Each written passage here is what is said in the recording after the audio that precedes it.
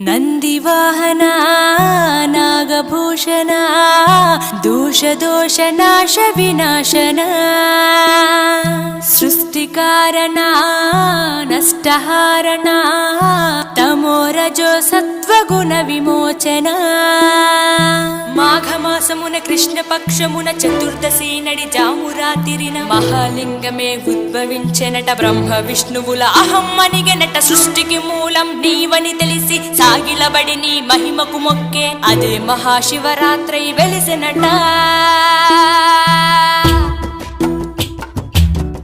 అరే ఓ జంగమా విభూతి లింగమా, పక్కన పార్వతమ్మ తలపై గంగ